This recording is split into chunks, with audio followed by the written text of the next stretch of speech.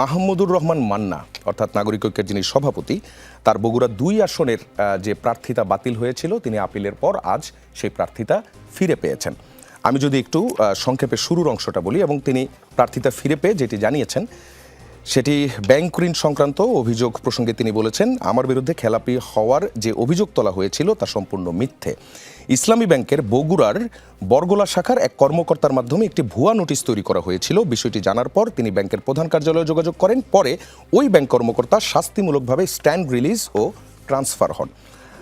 মাহমুদুর রহমান মান্না বলছেন, প্রশাসন অনেক জায়গায় নীরব ভূমিকা রাখছে, কমিশন অন্তর্ভুক্তিমূলক রাজনীতির পক্ষে অবস্থান নিয়েছে, প্রতিপক্ষকে বাদ দিয়েই বিজয় অর্জনের মানসিকতা গণতন্ত্রকে রুদ্ধ করে, প্রশাসনের ভূমিকা নিয়ে শঙ্কা রয়েছে, পুলিশ এখন পর্যন্ত সক্রিয় বা প্রোঅ্যাক্টিভ ভূমিকা রাখছে না, অনেক জায়গায় নীরবতা লক্ষ্য করা যাচ্ছে। আপনার কাছে একটু জানতে চাই যে মাহমুদুর রহমান মান্নার যখন প্রার্থিতাটা বাতিল হলো, তারপরের যে প্রসেসটা আপনারা কিভাবে জানলেন যে ওই যে একটি লেটার দেওয়া হয়েছে যেটি ইসলামী ব্যাংকের বগুড়ার শাখার, সেটি আপনারা কিভাবে নিশ্চিত হয়েছিলেন যে ভুয়া? মাহমুদুর রহমান মান্নার মনোনয়ন বাতিলের যে বিষয়টা, সেটা তো আসছে আসলে অনেক পরে, যখন যাচাই বাছাই হলো মনোনয়ন, তখন আসলে বাতিলের বিষয়টা আসছে। আর তার আগেই ইসলামী ব্যাংকের যে বড়গোলা শাখার কথা যেটা বলছিলেন, সেখানে যে ঋণ সংক্রান্ত যে বিষয়টা ছিল, সেটা তার আগেই নিষ্পত্তি হয়ে গেছে। যদিও যেদিন যাচাই বাছাই হয় সেদিন অনেকেই বিরোধিতা করেছিলেন, করবার চেষ্টা করেছিলেন তার মনোনয়ন যাতে বৈধ ঘোষণা করা না হয়, তার চেষ্টা অনেক হয়েছিল। এবং মাহমুদুর রহমান মান্না এর আগেও এই বিষয়ে নিজেও বলেছেন যে একরকম মব সৃষ্টি করা হয়েছিল সেখানে, বলা যেতে পারে একরকম, অর্থাৎ রিটার্নিং অফিসারের উপর এক ধরনের চাপ সৃষ্টি করেই তার মনোনয়ন যাতে অবৈধ ঘোষণা করা হয় সেটা করতে বাধ্য করা হয়েছিল। আর ২৮ তারিখেই আমাদের মানে মাহমুদুর রহমান মান্নার যে ব্যাংকের যে ঋণ খেলাপির যে বিষয়টা, যে ব্যাংক নিয়ে যেটা ছিল, সেটা রিশিডিউল প্রসেসটা হয়ে গেছে এবং এই লোনটাকে আনক্লাসিফাইড ঘোষণা করা হয়েছে ব্যাংকের পক্ষ থেকে ২৮ তারিখে। এবং ২৯ তারিখে চেম্বার জজ আদালত থেকে মাহমুদুর রহমান মান্নার সিআইবির উপরে, মানে সিআইবিতে যাতে কোনো ক্লেম না থাকে সেই জন্য তার সিআইবির উপরে স্টে অর্ডার দেওয়া হয়েছে। ফলে সবকিছু মিলিয়ে ঋণ খেলাপির ওই ইস্যুটা আসলে এখানে ছিল না। মূলত দুটো গ্রাউন্ড ছিল, একটা খুবই সিলি, সেটা হলো মনোনয়ন ফর্মে ২৮ তারিখ এবং একটা জায়গায় ২৯ তারিখ লেখা হয়েছে। এটাকে ধরে আসলে একজনের মনোনয়ন বাতিল করা যায় না, কারণ ম্যানুয়ালের 15-এ পরিষ্কারভাবে লেখা আছে যে ছোটখাটো কোনো ত্রুটির জন্য মনোনয়ন বাতিল করা যাবে না। ফলে সেই জায়গা থেকে মনোনয়ন বাতিলের কোনো কথাই না। কিন্তু তারপরেও যেটা বলছিলাম যে রিটার্নিং অফিসারের উপরে এক ধরনের চাপ সৃষ্টি করা হয়েছে, রাজনৈতিক এবং বলা যেতে পারে কিছুটা মানে এটা এক ধরনের ষড়যন্ত্রমূলক ভাবেই আসলে চাপ সৃষ্টি করে যাতে তার মনোনয়ন বাতিল করা হয়, সেই চেষ্টাটা ছিল এবং সেটা শেষ পর্যন্ত হয়েছে। এবং এই যে বাতিল করার পেছনে আপনারা যে ষড়যন্ত্রের কথা বলছেন, মান্না ভাইও আজকে ষড়যন্ত্রের কথা বলছিল, এইগুলো করে লাভ কে পাচ্ছে? লাভ দেখেন, এখন মানে মাহমুদুর রহমান মান্না যদি ওই কনস্টিটিউয়েন্সি থেকে নির্বাচন না করেন, তাহলে কারো কারোর জন্য তো সুবিধা হয় নির্বাচনে জয়লাভ করার।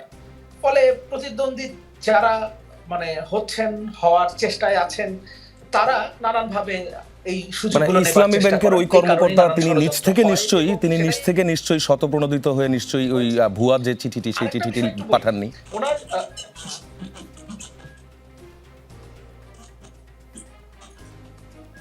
দুঃখিত, আমি আরেকবার যদি একটু বললাম, ইসলামী ব্যাংকের যিনি কর্মকর্তা, যাকে স্ট্যান্ড রিলিজ করা হলো ভুয়া চিঠি পাঠানোর জন্য, তিনি তো নিশ্চয়ই নিজ থেকে শতপ্রণোদিত হয়ে কাজটি করেননি, তাই না? না, সেটা তো অবশ্যই না, এবং সেটা পরবর্তী সময়েও এটা নিয়ে যা যা হয়েছে তাতে আমরা পরিষ্কারভাবেই তো বুঝতে পেরেছি যে পেছন থেকে মানে কেউ না কেউ বা কোনো বিশেষ ব্যক্তি কিংবা কোনো একটা বিশেষ স্বার্থান্বেষী মহল তারা কলকাঠি নেড়েছে। সেটা তো আমরা পরিষ্কারভাবে পরে বুঝতে পেরেছি, দেশের মানুষও বুঝতে পেরেছে, আপনারা গণমাধ্যম কর্মী যারা আছেন তারা তো আরো পরিষ্কারভাবে বিষয়গুলো দেখেছেন।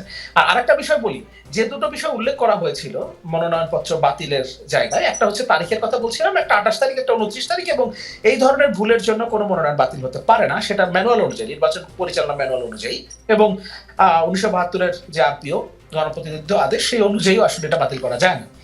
আরেকটা বিষয় বলা হয়েছে যে তিনি তার মামলার তথ্য গোপন করেছেন। মাহমুদুর রহমান মান্নার বিরুদ্ধে দুটো মামলা ছিল, ফৌজদারি মামলা, কিন্তু ফর্মে পরিষ্কারভাবে হলফনামায় যেটা পূরণ করতে হয় সেখানে লেখা আছে যে যদি কেউ অভিযুক্ত হয়ে থাকেন, যদি প্রার্থী অভিযুক্ত হয়ে থাকেন কোনো মামলায়, তাহলে সেটা উল্লেখ করতে হবে। অভিযুক্ত মানে হচ্ছে অ্যাকিউজড, আমরা জানি, এবং একজন অ্যাকিউজ তখনই হবেন যখন চার্জশিট হবে এবং সেই চার্জশিটটা গৃহীত হবে। মাহমুদুর রহমান মান্নার বিরুদ্ধে যে মামলা দুটো করা হয়েছিল, রাষ্ট্রদ্রোহ মামলা ছিল, সেই মামলায় প্রথমে তো তাকে মামলায় গ্রেফতার দেখানো হয়নি, প্রথমে তাকে গুম করা হয়েছিল, এরপর গ্রেফতার দেখিয়ে দিনের পর দিন তাকে রিমান্ডে রাখা হয়েছে, 22 মাস কোনো ধরনের চার্জশিট না দিয়ে জেলে রাখা হয়েছে। সেই মামলা, শেখ হাসিনার আমলের সেই মামলায় পরবর্তীতে যখন 5 আগস্ট পরবর্তী সময়ে তার এই মামলা দুটো নির্বাহী আদেশে, তখন একটা অর্ডারের মাধ্যমে তার এই মামলা দুটো থেকে তাকে অব্যাহতি দেওয়া হয়েছে। ঠিক একইভাবে আমাদের এক্সিকিউটিভের হেড অর্থাৎ প্রধান উপদেষ্টা ডক্টর মোহাম্মদ ইউনূসের এগেইনস্টে এই যে ধরনের মামলাগুলো ছিল, যে মামলাগুলো শেখ হাসিনা নিবর্তনমূলকভাবে তার বিরুদ্ধে করেছিলেন শেখ হাসিনা সেই সরকার, সেগুলোতে একইভাবে বাতিল করা হয়েছে। ফলে কারোর যদি পাস্ট ক্রিমিনাল রেকর্ড থাকে সেটা উল্লেখ করতে হবে। এখন শুধুমাত্র কারোর বিরুদ্ধে একটা অভিযোগ আনলেই যদি আসলে সেটাকে ক্রিমিনাল রেকর্ড বলা হয়, সেই দৃষ্টিতে আমাদের এক্সিকিউটিভ হেডকেও আসলে এক ধরনের ক্রিমিনাল বলার চেষ্টা, মানে এটা বলা যেতে পারে। আমি বুঝতে পেরে আমি বুঝতে পেরেছি এবং আপিলে তো এই জিনিসগুলোর আসলে সেটেলড হয়েছে, তাই না?